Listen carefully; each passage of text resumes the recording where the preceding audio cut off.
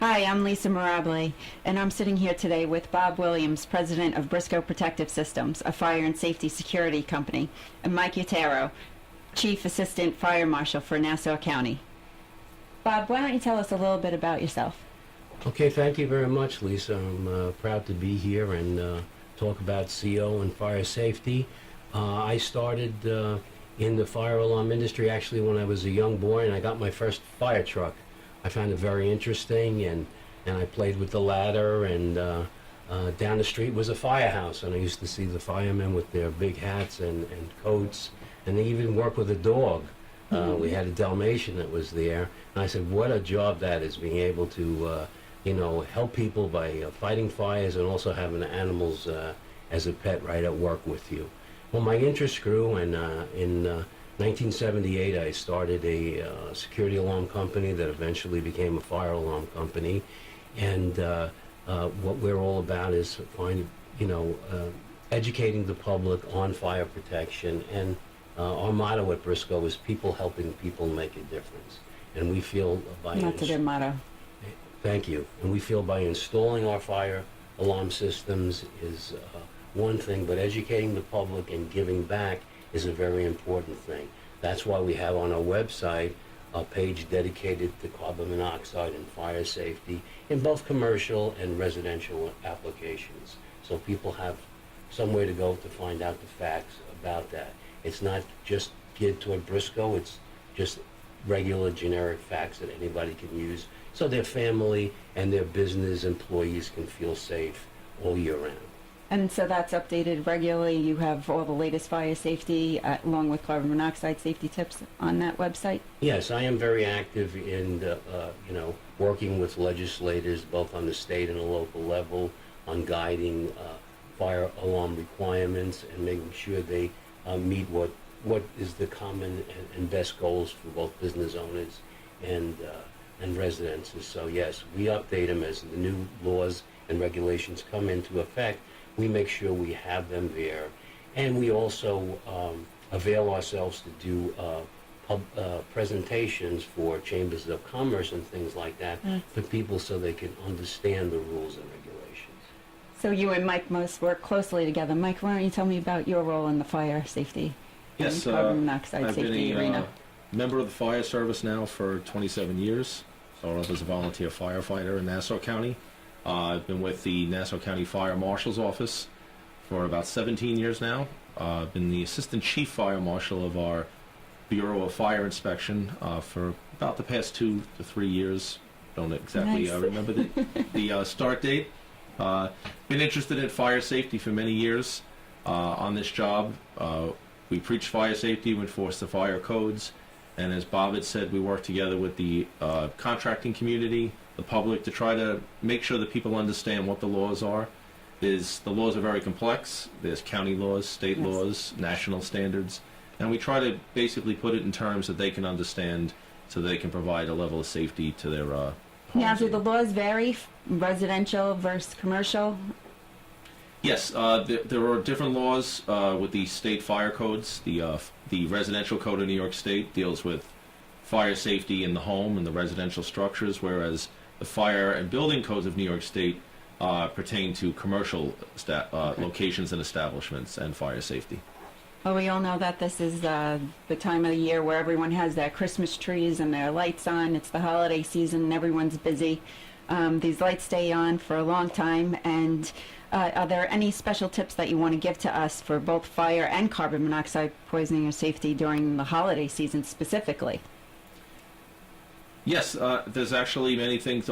Unfortunately, our business, we have a hazardous materials division and a fire investigation division, and our fire investigation division unfortunately becomes somewhat busy this time of year as people start to heat their homes, and especially the holiday season. There are many safety tips. You can find them on many online resources such as the NFPA. You can also go on nassaucountiny.gov/fire marshal to also receive some holiday safety information. But basically the best thing that people can do in their home as they're enjoying their holidays is ensure that candles are left attended at all times. Never leave a candle unattended.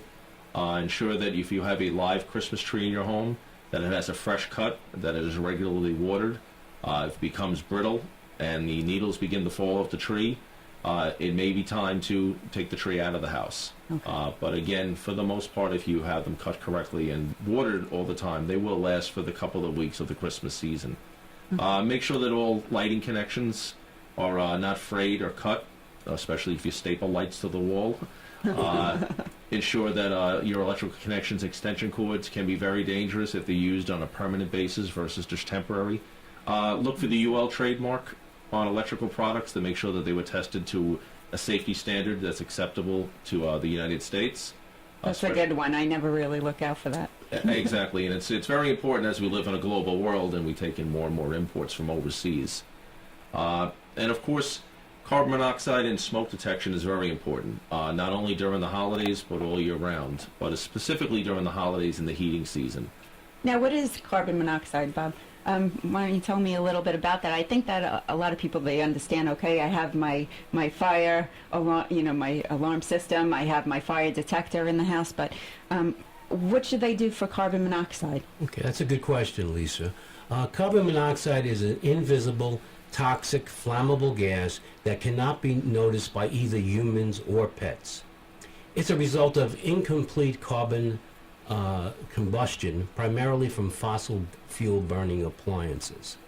There's a couple of common sources where you can get the carbon monoxide can come from. There are hot water heaters, boilers, portable generators. Sometimes they're used in the home for heating or electric if the electricity is turned off. Even fireplaces, gas appliances, engine-powered tools, lawnmowers, grills, and of course, if you have a connected garage, car exhausts. That's really the primary source that I always thought and associated with. I didn't realize they were basically almost every power tool that you've mentioned and appliance in the home could emit carbon monoxide. Yeah, that's true. And the scary thing about carbon monoxide and the difference between carbon monoxide, Lisa, and a fire condition is with a fire condition, it produces a flame or smoke that you can hear, that you can feel, and that you can smell. CO is a poisonous, colorless, tasteless, and odorless gas, and that's why it's referred to as the silent killer. That's pretty scary. Pretty scary. It is. There's two types of poisoning that you can get from carbon monoxide. There's acute poisoning, which is a one-time high level of carbon monoxide poisoning. And more uncomfortably is a chronic poisoning that can be done over time. Oh, wow. And that is very difficult. Some of the symptoms of acute poisoning, you get headaches, nausea, and fatigue. That sounds like the flu. Yes, it does. And a lot of times people think they have the flu, especially in the winter time where things are closed up in the home or in the office, and they'll go outside and they'll find that they feel better, and these are... I think it's the fresh air, right? Yes, they think it's the fresh air in their lungs, but that's not the case. So, CO doesn't affect everybody in the same way either. So there was a tragedy in Suffolk County. Steve Nelson at Legal Seafood Yes. was succumbed from carbon monoxide poisoning. And of course the news reports had the fact that he succumbed that day eventually, and that some other people got sick as well from carbon monoxide poisoning, which was usually a sign of acute poisoning. But however, the Steve Nelson Safety Act was passed in Suffolk County approximately a year later, and at the signing of the bill, Steve Nelson's partner told everybody how for the month or two prior to Steve actually succumbing, he was complaining of headaches and nausea. He went to a couple of doctors, and he went to his partner and said, I think I'm ready to die. Oh my gosh. And that's how it was, that small doses of carbon monoxide affected him. So are there detectors? Are there something that should be placed within, obviously that's a business example, but even in the home, and how often should they be changed? How many do you need? There's so many questions when I think about how scary, this could really be. I mean, I think if that happened to myself or my family, we would think we had the flu. It sounds so similar. So Yeah, it does. And Mike, as both a fire official and a volunteer fire chief, has had a lot of experience in that as well. And there's some common things that that we can recommend that homeowners and business people do to first of all prevent carbon monoxide from accumulating in the house. And basically, your heating equipment and the exhaust from your heating equipment, which is especially used in the winter in a residential, the chimneys and the pipes leading to them need to be cleaned regularly. Regularly means how often? Well, whatever your heating professional tells you based Okay. on the So we usage. should always ask a professional what they suggest. And I know that my chimney hasn't been cleaned in about a year. Is that Yeah. uncommon, or should we do that more Mike, you often? wanna- Yes, usually before every heating season, you should have your system checked out. You should have your chimney pipe or flue pipe checked and or cleaned. Make sure it's with a reputable firm. Check with the Better Business Bureau, Okay. your county or your local government's consumer affairs to ensure they're licensed, of course. Another thing, as Bob had alluded to, there are many laws in effect right now pertaining to carbon monoxide devices and fire alarm system devices such as smoke detectors and smoke alarms. These, a lot of people don't realize this is new and existing. It's not just for new homes or if you happen to do new construction. Since 2009, Amanda's Law came into effect with carbon monoxide detection and alarms in residential homes. That was following a tragedy upstate with a little girl who went for a sleepover at a friend's house and died of carbon monoxide poisoning at that location. So carbon monoxide, while it's newer, it's deadly, as Bob was saying. It's known as the silent killer. And having these inexpensive devices placed in areas where sleeping occurs, areas where a family or people gather, such as living quarters down in the basement. The specific locations are outlined in the building code of New York State and the fire codes of New York State Okay. as far as proximity. But common sense would dictate that you want to make sure that if this alarm goes off, you can hear it and you can self-evacuate, wake up your family, wake up your children, and get everybody to a safe location. Never take for granted that it maybe the device is faulting. Always have emergency responders respond in, check with their meters, ensure that your house is safe, and then reoccupy. And obviously, if they find a problem, don't wait till the next day or the next week to take care of it. Take care of it right away, and don't delay. Okay. And where can you get these detection systems? You can get these detection systems through any reputable fire alarm system or fire alarm contractor, which there are many, such as Bob and his company Briscoe. But there are many companies out there. Make sure they're licensed. All these companies are licensed by New York State. Make sure that they are reputable.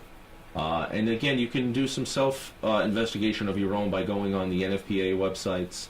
And there's also alarm associations throughout this region, such as the New York Fire Alarm Association and the Long Island Alarm Association.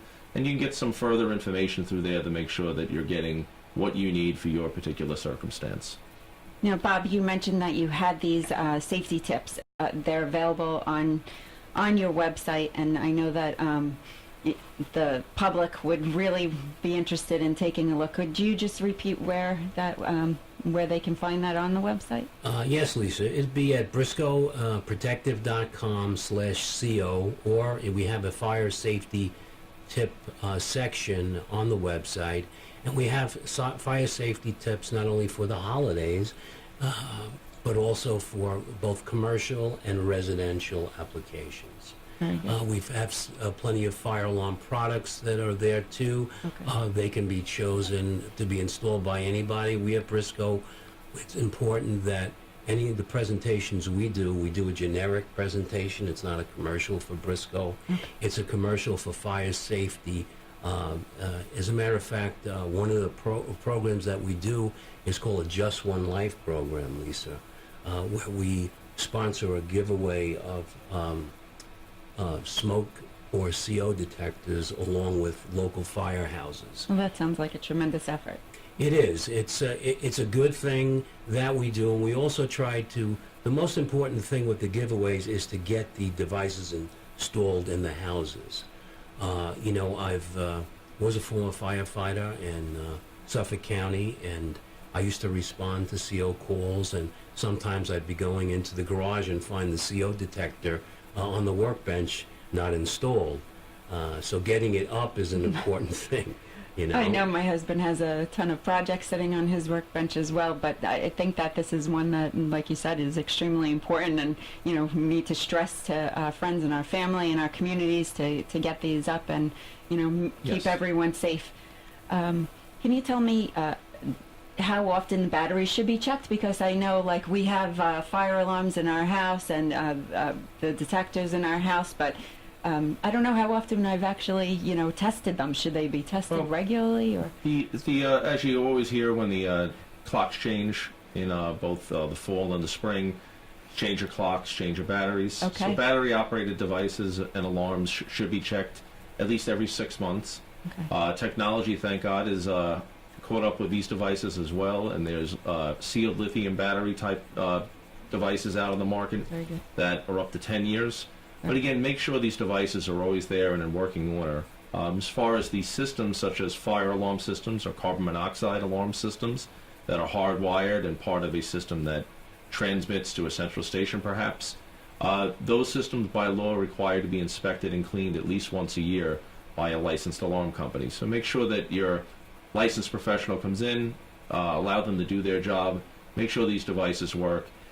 These devices are the only difference between surviving a fire or carbon monoxide event in your home or business or not surviving. And unfortunately, as we come into the season, we remember just in this past year, there was a carbon monoxide incident in Floral Park, Queens, that resulted in the death of 4 people from a car running in the garage. Oh, that's a Again, shame. an absolute shame. And what we strive to do, and I know what Bob has been doing through his efforts, is to ensure that these incidents and these losses of life and these news headlines don't continue to repeat themselves. Okay, everyone, so if you're out there and you're listening, I hope that you see that this is an urgent matter and something that you really need to consider paying more attention to. I know I will in my family, and as a business owner, I will definitely check my batteries and make sure that they're working and we're up to par. And I will look out for those updates on your website, Bob. I believe there's also a Nassau County website that also holds some of the laws and some of the updates. Could Yes. you, Mike, tell us what is that URL? Yes, you can come to the Nassau County website and view the fire marshal's portion of it at www.nassaucountiny.gov and /fire marshal. You will see our website that has all of our information pertaining to holiday and year-round fire safety and carbon monoxide safety.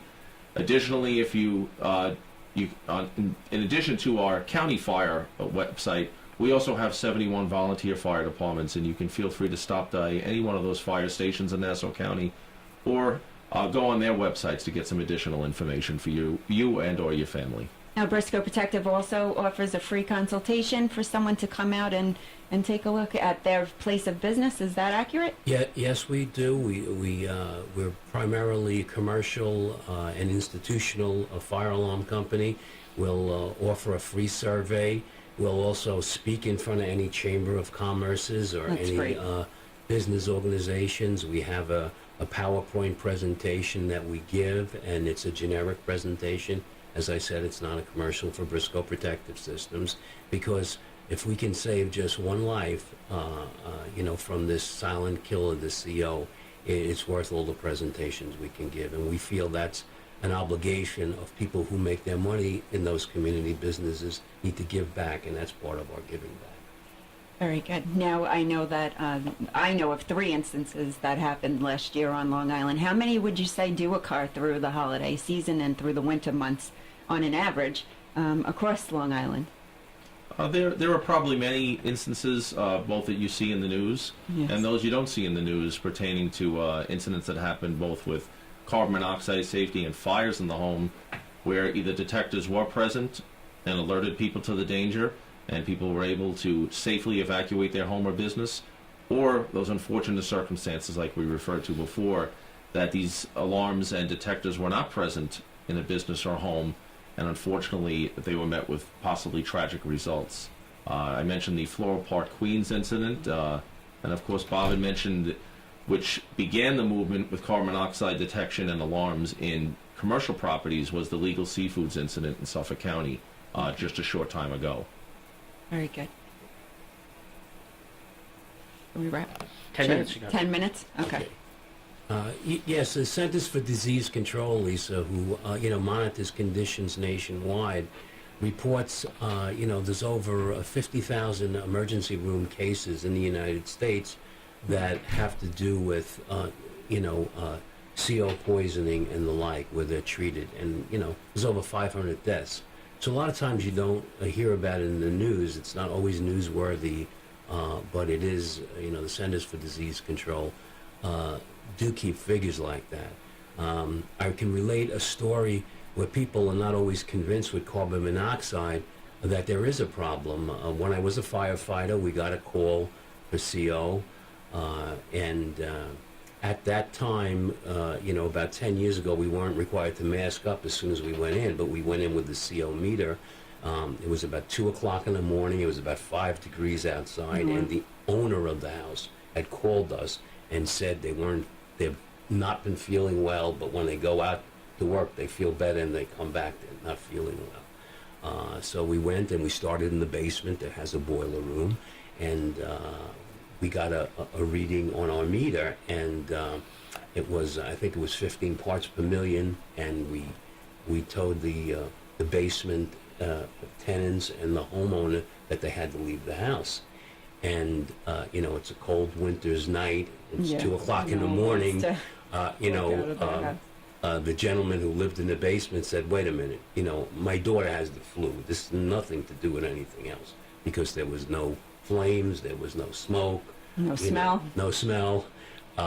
So I'm not taking her out. I have nowhere to go anyway. So we had to get Suffolk County Police Department on the line to convince them that they had to leave, and a boiler repairman came down and found out that there was a leaking pipe that was emitting carbon monoxide in the So that premise. little girl might not have had the flu. She might have been suffering from carbon monoxide poisoning. Yes, that's So what we we have think it to- is. Yeah. Take that seriously. And, Yes. and exit no matter what time it is, no matter how cold it is. And the one, as Bob was saying, we've had a couple of good examples, as well as the bad examples. I'd love to hear the good. You and- always tend to yes. hear the bad, so tell us In some Nassau good. County, since we've passed this carbon monoxide ordinance just last year in response to the events that happened at this Legal Seafoods restaurant, and additionally now the state has also finally passed its carbon monoxide law for commercial occupancies. Oh, that's great. But some of our good stories are, we had a business in the eastern part of Nassau County. A gentleman had called up and inquired about putting the required detection devices into his business.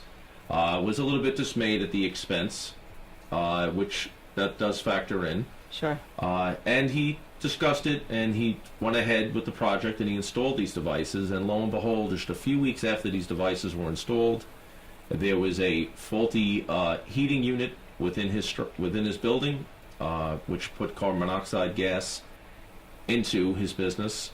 Thankfully, it didn't sicken anybody, but these carbon monoxide devices that were just newly installed did activate, did notify the fire department. Everybody was safely evacuated, and they found this leak and they found this problem prior to anybody being hurt. And he realized Good that was story. money well spent. That was an insurance policy that we all take out that obviously paid a great dividend, and that was the safety of him and his employees. We also had a restaurant down in the southern part of Nassau County very recently, in the past month or two, that also had its carbon monoxide detector activate. The local volunteer fire department responded and found high levels of carbon monoxide within that business, which was a restaurant, evacuated the location, found the source, and corrected it. But once again, a good story of the devices working and people getting out safely, and that's a good thing to hear. Absolutely. Bob, why don't you just read us some of your safety tips that you have brought along with you today? I know. Okay. Well, the basic safety tip for any business as well is to make sure that all your heating equipment, especially if you have a commercial kitchen or anything like that, is cleaned on a regular basis. That's an important thing. This year you have this New York State passed a carbon monoxide law for commercial occupancies. Nassau County, through Mike's efforts, was the only county really that had the county-wide legislation. That's great. And he was tremendously proactive, and probably the most proactive fire official in the state, I believe, in that regard. And you know, and it really counts on saving lives. But having that equipment serviced on a regular basis is a very important thing. Some other safety tips, especially in the winter, is you know, don't be using any auxiliary type of equipment, kerosene heaters or anything in your house. Okay. Most of the time they are illegal, or using generators for power inside the house that are not adequately ventilated. Sometimes you can have everything okay, but if you leave the garage open, or there's a connected garage to your building, you got to make sure that that door closes properly, because if you have a truck left idling in that building, the carbon monoxide exhaust is going to come into the building, even if your building is safe. You've got to realize also, if you have people in your building that have special needs or special requirements, like people who have heart conditions and things like that, there's special CO detectors that are used to detect low levels of CO over a period of time. Steve Nelson, as I spoke, his partner, you know, spoke on how long it took him. He was sick for quite a while before he really succumbed to the CO. And if you notice the fine print on the detectors, it says that it does not, if you need special detectors if you have special medical conditions. They can be asthmatics. I definitely did not know that. Yeah. Yeah, it's right in the, it's, you know, a lot of people throw away the instructions. That's right. They don't read the instructions. They pull it out of the box. But the heating season does come. You see a spike in this activity. You see a spike in the alarms and the detection activations. Another thing people do is, Bob was alluding to, when it comes to attached garages, it's cold outside, it's raining, and they drag their barbecue inside, and they start to cook with their charcoal or propane barbecue. While it seems like a great idea coming out of the inclement weather, it is extremely dangerous. And again, many times people forget that that unit is still in the garage. They go in to have their meal, and this unit is still emitting carbon monoxide gas into the structure. So these are all, and Bob has done a tremendous job of informing the public about these dangers of carbon monoxide and things that people do on a regular basis. And we live in a society that gets very distracted with our cell phones and other media. Sure. And you forget the cars running in the garage, which was what they believe happened to those people in Floral Park. You forget the barbecue is running in the garage. You forget that you know, there's things that you just forget, and human accidents happen all the time. But carbon monoxide detectors help make sure that even when you get absent-minded, somebody is minding the store, those devices go off, and give you the time to safely get out.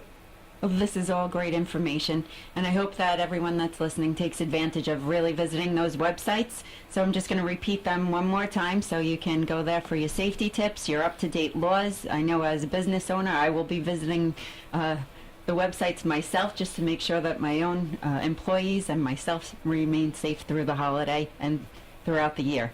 So briscoeprotective.com, which is BRISCOE protective.com/CO for your safety tips and up-to-date information, along with NassauCountyNY.gov.